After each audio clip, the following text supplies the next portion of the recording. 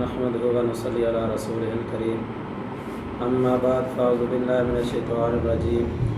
بسم الله الرحمن الرحيم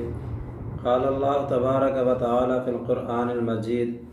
لقد من الله على المؤمنين إذ بعث فيهم رسولا صدق الله العظيم وصدق رسوله النبي الكريم۔ محترم سامعین حضرات، اللہ تعالیٰ نے نبوت کا سلسلہ حضرت آدم علیہ السلام سے شروع کیا۔ ہر وقت کے مطابق ہر دور میں ہر قوم اور امت میں نبی آتے رہے۔ جس علاقے میں جس قوم اور امت میں نبوت کی ضرورت پڑی تو اللہ تعالیٰ وقتاً فوقتاً انبیاء اور رسول بھیجتے رہے۔ اسی طریقے سے اللہ تعالیٰ نے ان پر آسمانی کتابوں کا نزول بھی فرمایا۔ یہ نبوت کا سلسلہ چلتا رہا، حضرت عیسیٰ علیہ السلام تک پہنچ گیا، یہاں تک کہ حضرت عیسیٰ علیہ السلام کے بعد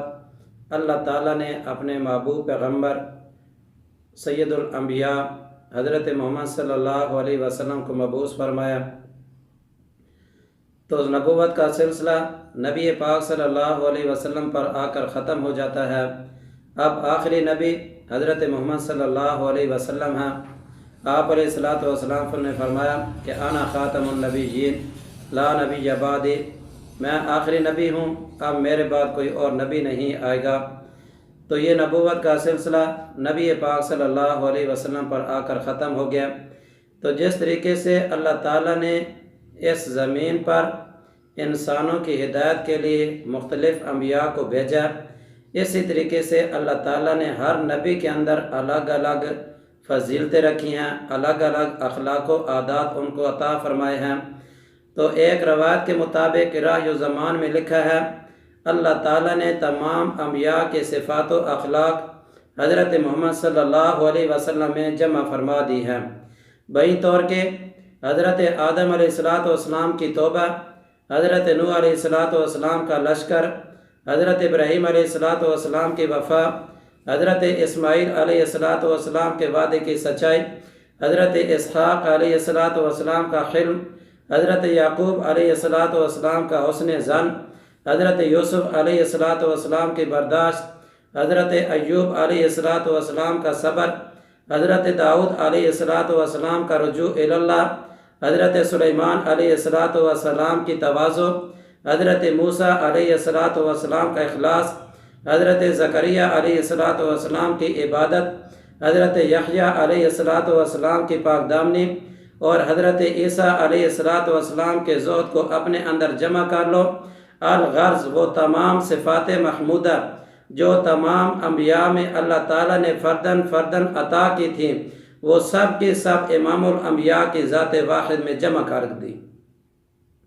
اسی وجہ سے کسی شاعر نے کیا خوب کہا کہ لِكُلِّ نَبِيٍّ فِي الْأَنَامِ فَضِيلَةٌ، مخلوق میں ہر نبی کو اللہ تعالیٰ نے کوئی نہ کوئی فضیلت عطا کی ہے۔ وَجُمْلَتُهَا مَجْمُوعَةٌ لِمُحَمَّدٍ، اور وہ تمام فضیلتیں اللہ تعالیٰ نے ذات گرامی یعنی حضرت محمد صلی اللہ علیہ وسلم میں جمع فرما دی ہیں۔ اسی طریقے سے حضرت عائشہ صدیقہ رضی اللہ تعالیٰ عنہ ایک واقعہ بیان فرماتی ہیں کہ میں رات کو وقت اپنے کام میں مصروف تھی اور سوئی کے ساتھ میں گھر میں اپنا کوئی سلائی والا کام کر رہی تھی۔ اچانک رات کے وقت وہ سوئی میرے ہاتھ سے گر گئی۔ جب وہ سوئی گری تو میں نے اس کو تلاش کرنا شروع کیا، اندھیرے کی وجہ سے وہ مجھے نہ مل سکی۔ آپ علیہ السلام تشریف فرما تھے۔ اتنی دیر میں نبی پاک صلی اللہ علیہ وسلم کسی بات پر مسکرائے،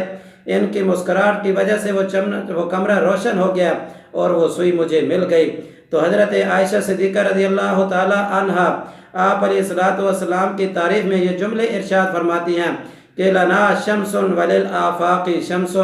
ایک میرا سورج ہے اور ایک آسمان کا سورج ہے، وشمسی خیر من شمس السماء، اور میرا سورج آسمان کے سورج سے کئی گنا بہتر ہے۔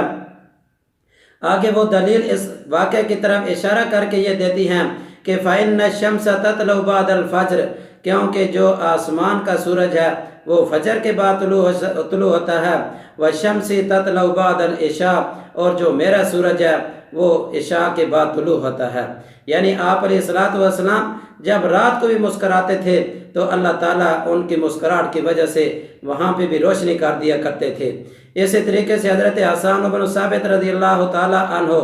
نبی پاک صلی اللہ علیہ وسلم کی تاریخ میں کچھ یوں جملے ارشاد فرماتے ہیں وَأَحْسَنُ مِنْكَ لَمْ تَرَ قَطُّ عَيْنِي کہ میری آنکھ نے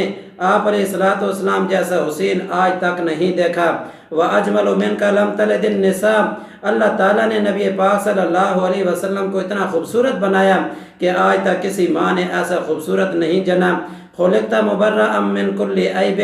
اللہ تعالیٰ نے نبی پاک صلی اللہ علیہ وسلم کو ہر عیب سے اتنا پاک اور صاف پیدا کیا کأنک قد خلقت کما تشاء جیسا کہ آپ علیہ السلام خود بتاتے جا رہے ہیں اور اللہ تعالیٰ نبی پاک صلی اللہ علیہ وسلم کی منشا کے مطابق ان کی تخلیق فرما رہے ہیں۔ جب یہ شعر سید عطا اللہ شاہ بخاری رحمہ اللہ تک پہنچا تو انہوں نے فرمایا کہ یہ تو حسان بن ثابت تھے، اگر حسان بن ثابت رضی اللہ تعالیٰ عنہ کی جگہ پہ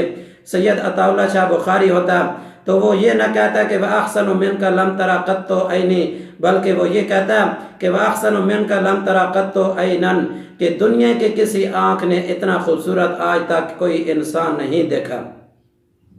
تو خلاصہ کلام یہ ہے کہ اللہ تعالیٰ نے اپنے پاک پیغمبر کو جن صفات اور اخلاق حمیدہ کے ساتھ نوازا ہے، کائنات کے اندر اس طرح کی صفات، اس طرح کے اخلاق، اس طرح کا حسن و جمال اللہ تعالیٰ نے کسی انسان کو عطا نہیں کیا۔ تو آپ علیہ السلام کی تعریف یہ ہر دور میں ہوتی رہی ہے، ہر طبقے کے اندر چلتی آ رہی ہے، اور اپنوں نے بھی کی ہے، پراؤں نے بھی کی ہے، لیکن آخر میں خلاصہ کلام یہ ہے کہ اگر خطیب خطابت کے انداز میں نبی پاک صلی اللہ علیہ وسلم کے اوصاف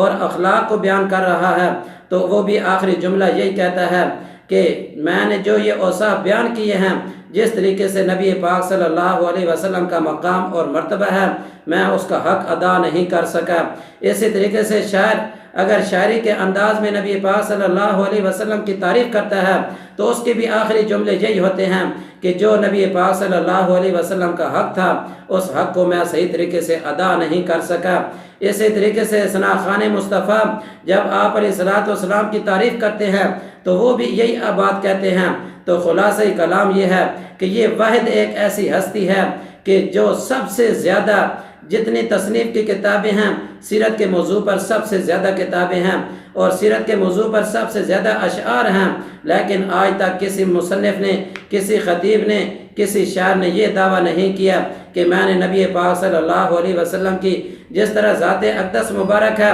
ان کا پورا حق ادا کر دیا ہو، بلکہ سب نے یہی کہا کہ جو ان کا مقام اور مرتبہ تھا ہم اس طریقے سے ان کا حق ادا نہیں کر سکے۔ تو آپ علیہ السلام کی ذات اقدس کے ساتھ ہمیں بھی عقیدت اور محبت ہے، اور ہمیں چاہیے کہ آپ علیہ السلام کی ہر سیرت اور صورت کی اتباع کریں۔ جو کچھ کہا سنا گیا اللہ تعالی ہم سب کو عمل کی توفیق دے۔